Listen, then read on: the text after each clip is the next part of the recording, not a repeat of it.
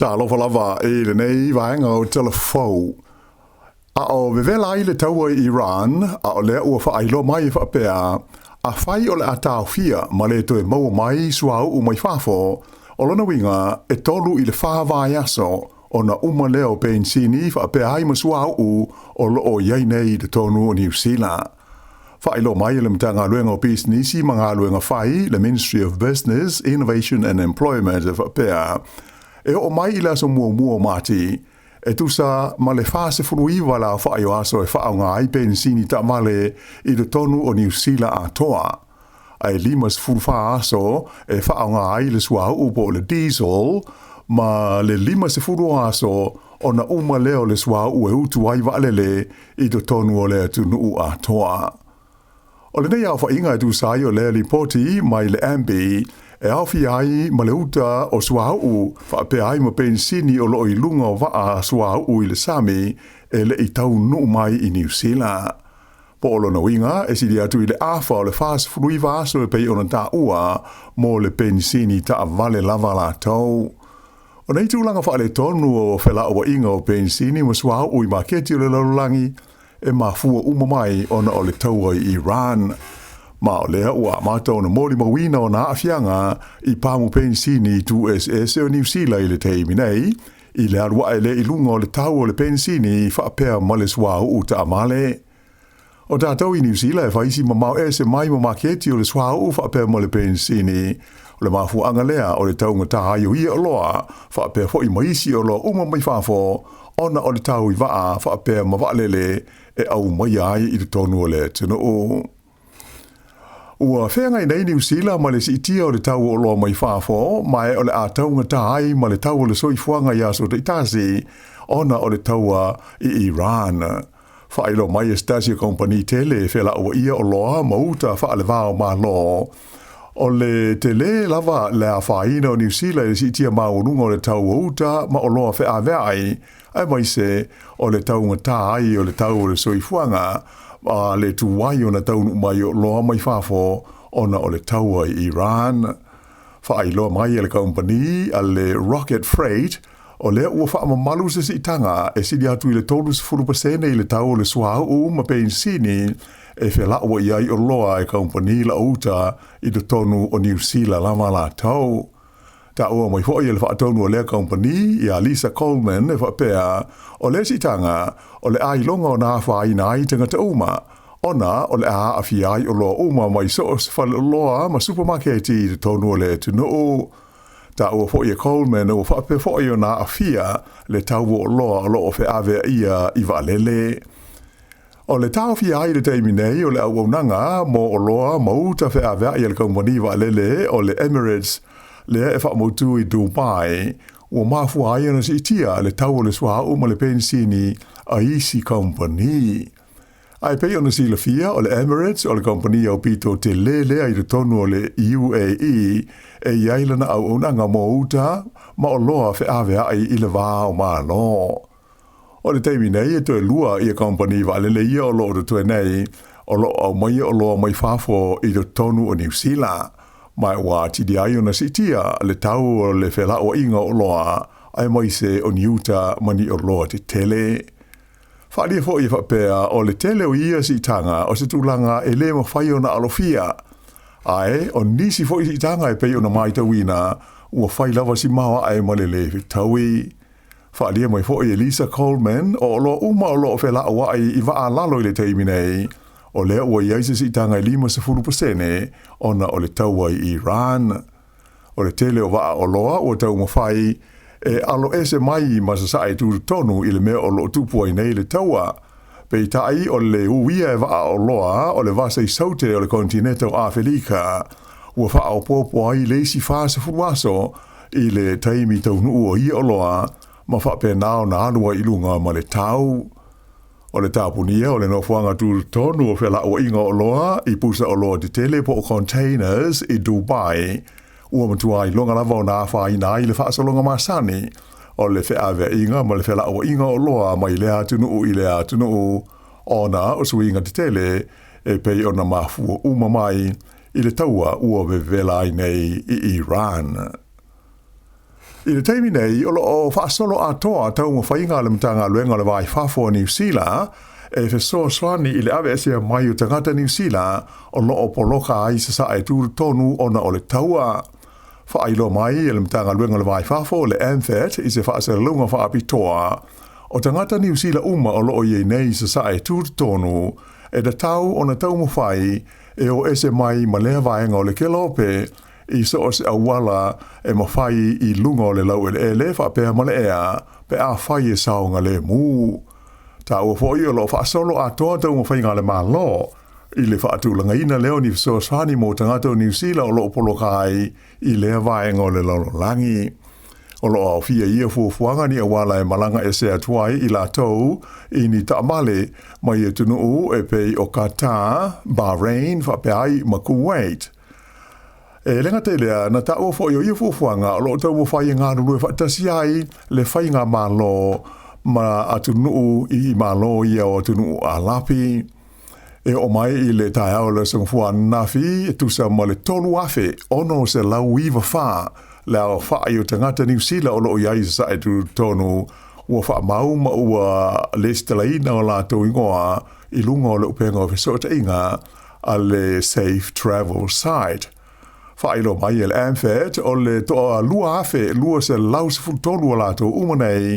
o lo i le atunu o le UAE, le United Arab Emirates. Ai tu sa maleiva se lau istangata o lo iai le atunu o Qatar, whapea ma Saudi Arabia, ma le se lau luas futasi i tu tonu o aiku pito.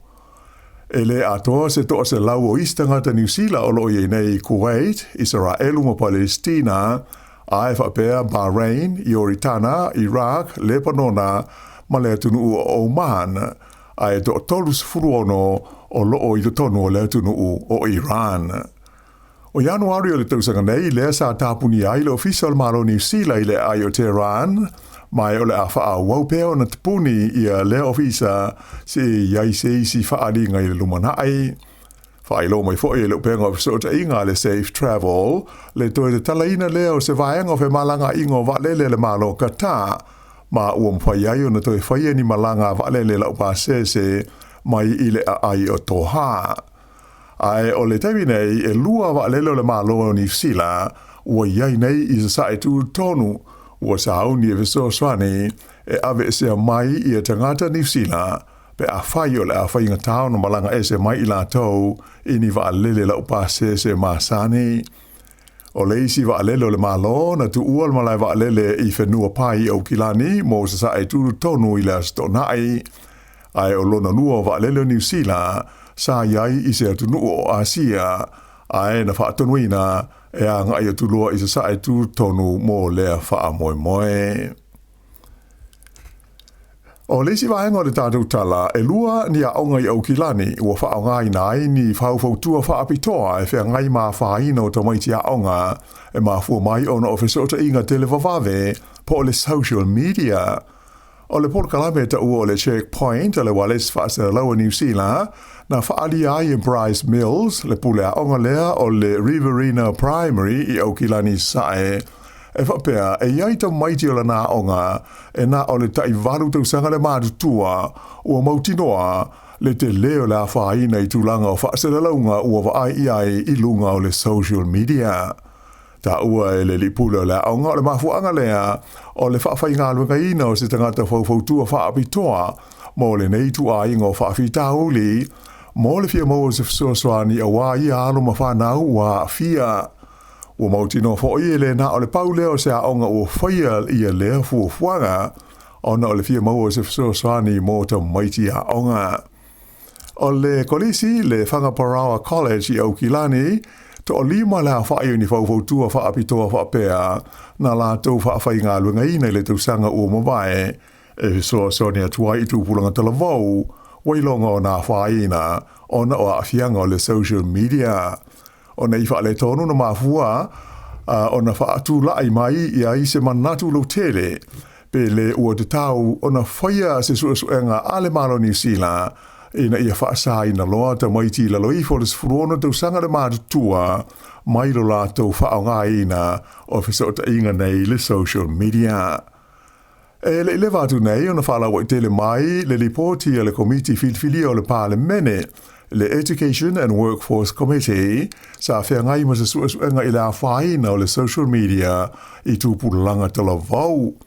E tele ni whautuanga sa whaatula i mai ai i le reporti e awhi ai ma le manatu e da tau o na whaasāta mai ti umai le i atoa le sfurono tau sanga le mahatua mai lo lātou whaangaina o so te inga nei le social media ona o awhaina e ono tū la i mai ai. Pei taila e le i whaia se whaai unga mautu i lea mata opo. Ai pei ona si le fia o Australia le i lewa atu nei talo ona whaia la lātou sā mo tūpulanga tala vau e whaongaina le social media ai maise i lātou e le i atoa le sifuruono tausanga le mātua. Ua whaalia e le pule o Stasio Company wa alele i tonu o New Zealand nei e ono whaaititia la whainga o malanga whaatulanga ina a company wa alele ona o le sitia maua runga o le tau o le sua o wa alele. Whailo mai e le li pule le company wa alele le Air Chathams e whapea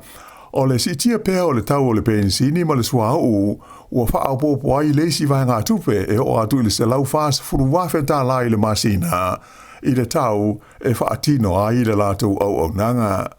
O le tau i Iran e pei o na silofia, ua tau fia ai le wheo inga o le tele o wa o loa i le vai nuu o le Strait of Hormuz, lea e wha o ngā i le whea vea ia o le tusa o le 20% o le swa o marekesi e mana o mia i le laurolangi. O le neitu langa o mafuai na si tia le tau o le swa o le ua wha o popo leisi se furu valu tala a Amerika, ua o atua i nei le se lau se furu tala a Amerika le tau o le paelo swa o e tasi. Whaalia e le lipule o le Air Chathams o Duane Emene, o le swa o i le vai ngā tupe halu au pito te lea le lato company, e maunu ngātu na i lo la whainga o tutongi la o whaingalu ngā atoa, ma isi vaenga o le pisi nisi. E ta awhi o ia e te tau i le malo, ona to e sila i le whaatulanga ina o la fonga ma le tau o isi vaenga o lo o tutongi e company valele, e tau mawai se fisoswani mo company valele la iti, e pei o le lato company o le Air Chathams. O le o whaelo mai e leo e whapea, o le li i le na malemo i le waitafe o le Waimakariri River i le tūmaro Canterbury, sa tau mawhai o ia lawe ai i lana ta i whau. O le whaalawe na tupu i le whiawhia leo sa, mai sa moomi ai le fisosani a au nanga lawe ai. Vei tai na umai lava le olo le nei e li i le whaalawe lawe. Whaelo mai le teita i leo ia Lane Todd, o se whaalawe lawe whaanoa noa le whaalawe lawe ua maliwa i se tangata ina ua malemo ai ele i maua le maile sa i e tau mawhai e lawe ia. Ai i le motu i mātu ua mō lia ai nei e leo ia le tinae ana le taifau lea na ofti ai se tau maititi le tau sanga taluai. O le whaalawe lawe na tupu le nuu ingo o kati i le masina o mati o le lua afe lua sefuru lima. Na osa whai ai e le neita i whau se tau mai titi e whātau sanga le matua mai u ina umai lo na ola. Whaelo mai e le satini leo si nia ia Natalie Flower Dew Brown. E tolus fururima tau sanga le matua o le tamai ta i leo a whaia ne iai mo lianga leo ona o lea whaalawe lawe. Mai o le atula iai o iai luma o le whaamisnonga whaitu malo i New Plymouth i le aso se furuono le masina le nei o mati. Na libotia le wale se whaasa lau New Zealand le whae unga le vai aso, le to tele la o whaita wale i tonu o le atunu ua whae tio ma ua le fia. Ona ua maita wina, le matua vave tele na si o le tau o le pensini whape mo le sua ui pamu pensini, pe a si tia le tau o le sua ui maketi whafo. Ai a o ina pa u i lalo le tau o le sua ui ia maketi, e le vave o na maua se pa ui le tau o le pensini, ma le sua o i pāmu pensini.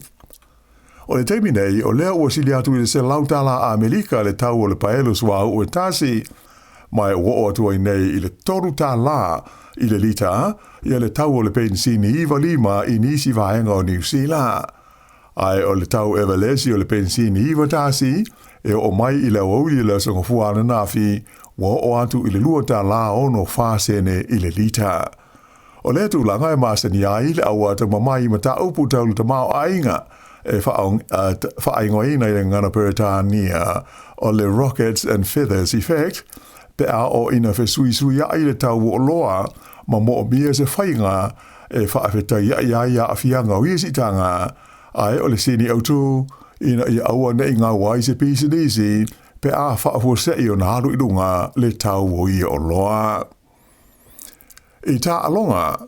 I le kapi fitu wha le vāo malo, o le vai le sa whai e Vancouver o le kapi fitu o le larolangi, na manu ai le au le kapi e tamai tai le Black Ferns a New Zealand I le siampini I le asonga fua nafi. O New Zealand sa asu e fusi ai ma Australia I le final, mai o se tālonga tau whaona iai, e ui ina tā le malolonga o se furulua New Zealand I le 5 a Australia. Ai toi lua minute o ma le taimi, ua tutusa e tai se furu ma le fitu ai. Pe tai o nai se kone na tutoi o le tālonga na si koa ai le tamai tai o Alina Saili o le Black Ferns, ma manu malo ai I a New Zealand. O le au a Amerika na pine apa me mea ina ua malo I a Falani, ai tu langali mai le au a Kanata. Ai I le vaenga o li I le kapi fitu nei le laulangi Vancouver, na malo a Felika I saute I a Sepania I le final, o ai o le tālonga e tolus fulvalu a Felika I saute I le se fulu ma le lua Spain. O le fitu o le olpeleki e le io I le semi-final. Fai umala le vai so nei le o le ase atu hai le tāminsanga le nei o le kapi fitu o le laulangi e whaia I New York. Lipatia mai le whaapopoleina o tangata Iran I lo tonu o Aotearoa I le saunga le mua o tamai tai o le ausoka mai Iran. Le sa tau wahai le tāminsanga o le ipu a tunu o Asia, le Women's Asian Cup sa whaia ai le Gold Coast. E le ilo tonu I le aso e toi tu uai Australia le ausoka le nei mai Iran, ai ua tele lipoti a tō ma whaasara launga ua whaia, e atangi ai leo nono mati o le saunga le mua le auta alo le nei, ona, o le lātou le I usuina leo le vi o le fua o le malo I Salamo Iran, I le taimi o le lātou tālonga mua I lea taamirisanga I Aotearoa. O lea la sanga na mafua ai o na tā ua I lātou o ni tangata whaalata, I se whaasara launga alo I e lunga o le TV a le malo o Iran. O le lipoti au pito la tamai nei mai Australia na ta o mai ei whapea, e to lima la whai o le ausoka le nei e tamaita I Iran, ua sosola ese mai le mea na whaamausu I ai le lātou au, mai ua iei nei lātou uma I lalo le wainga leo Australia. Le fo iwa liputia mai le whautuaina le Pelestene Amerika o Donald Trump o le palemia Australia I a Anthony Albanese ma lana whainga malo ina ia o lātou talia ia tamaita I Iran e avea o ni tangata suru whai I le taimi nei. O popolenga o lo iai, o leo no mamafa o ni whaasalanga o le awhea ngai ma lātou ia, pe a whai e whaamalo sia o na toe whaafo iatu I le lātou utunuu mai tālonga sa awai I Aotearoa. O whai unga leo tala fau.